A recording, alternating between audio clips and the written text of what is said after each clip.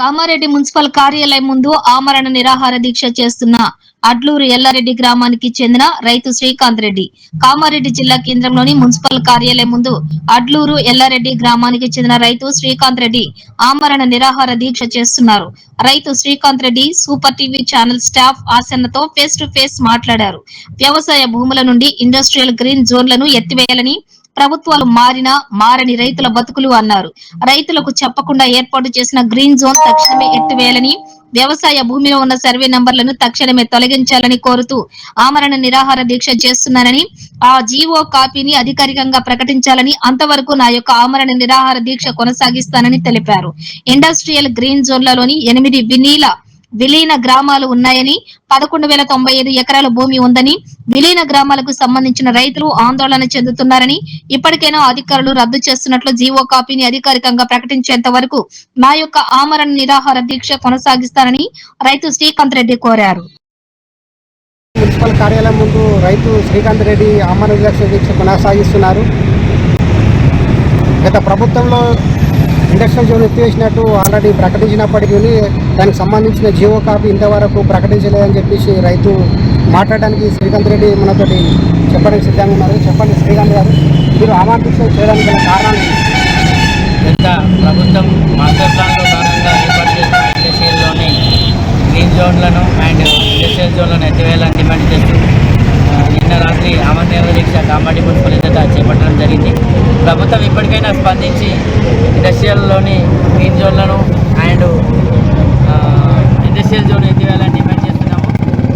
లేనియడన దీన్ని మరింత తీవ్రతరం చేస్తాం. ఈ జోను ఎత్తివేసే వారికి ఈ దీక్ష కొనసాగుతూనే ఉంటుంది. ఎన్ని గ్రామాలు ఉన్నాయి, ఎంతమంది రైతులు ఉన్నారు, ఎన్ని ఎకరాల ల్యాండ్ ఉంది?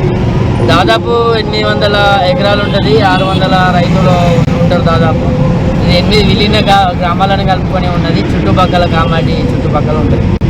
గత ప్రభుత్వంలో కూడా ఈ జీవో కాపీ రద్దు చేసినట్టు మనకు అప్పుడు ప్రభుత్వం ప్రకటించినప్పటికీ మళ్ళీ ఇప్పుడు మీరు ఆమరణ దీక్ష చేయడానికి గల కారణం ఏంటి?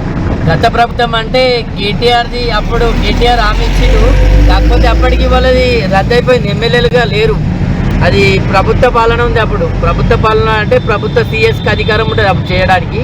అయితే అప్పుడు వాళ్ళకి అధికారం లేదు. అయితే మళ్ళీ అధికారంలోకి వస్తే ఎత్తేస్తామని చెప్పారు. అప్పుడు మేము నమ్మలేము. మీరు ఎత్తేస్తామంటే ఇన్ని రోజులు దీక్ష చేస్తే మాకు ఏం మీరు గ్యారంటీ ఇవ్వలేరంటే, అయితే ఇప్పటికైనా నడవది, కాకపోతే నేను పేపర్ ప్రకటన ఇస్తా, మళ్ళీ మీరు అడగడానికి ఓ ఆధారం ఉంటుంది అన్నట్టు కేటీఆర్ గారు ప్రకటన చేయడం జరిగింది. కానీ అప్పటికెళ్ళు అధికారం కోల్పోయారు. ఇది రద్దు కాలేదు.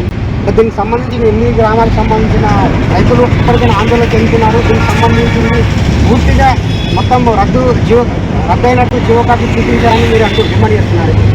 జీవో కాపీ చూస్తేనే మాకు రద్దయినట్టు, మాటలు పరిమితం కాదు. ఎందుకంటే జీవో కాపీ ఉంటే ఇక్కడ మున్సిపల్ ప్రధాన గుడల వద్ద ఏర్పాటు చేసి ఈ జీవోను అనేది రద్దు చేసినట్టు మాకు ప్రకటించాలి. గవర్నమెంట్ నుంచి జీవో రావాలి. అప్పుడే మాకు ఇక్కడ ఏంటంటే మున్సిపల్లో సైతం మీరు అడిగితే జీవోని అడిగితే చెప్తారు మాస్టర్ ప్లాన్ రద్దు అయితే కాలేదంటే వాళ్ళు చెప్తారు పెండింగ్లో హోల్డ్లో పెట్టారని చెప్తారు. ఆల్రెడీ మొన్న వెళ్ళి అడిగాను నేను టీపీ ఉంటుంది నీకు చెప్తాను. అదే 8 గ్రామాలకు సంబంధించిన రైతులు ఆందోళన చెందుతున్నారని చెప్పేసి అధికారికంగా జియో కాపీని రద్దు అయినట్లు ప్రకటించేంత వరకు తన ఆమరణ నిరాహార దీక్ష కొనసాగుతానని డిమాండ్ చేస్తున్న రైతు శ్రీకాంత్ రెడ్డి. అయితే ఇది ఏదైనా కూడా తాను అధికారికంగా ప్రకటించాలా, జియో కాపీని ప్రజలకు తెలియజేయాలా. దీనికి సంబంధించిన 8 విలీన గ్రామాలు ఉన్నాయి. 1195 ఎకరాల భూమి ఉంది. అందరూ రైతులు ఆందోళన చెందుతున్నారు. ఇంత సంవత్సరం గడుస్తున్నా కూడా ప్రజలు అంటే అధికారికంగా చెప్తేనే కానీ ఈ యొక్క ఆందోళన విరమించుతాను, అంతవరకు నేను ఈ ఆమరణ దీక్ష కొనసాగిస్తానని చెప్పి రైతు శ్రీకాంత్ రెడ్డి తెలుపుతున్నారు.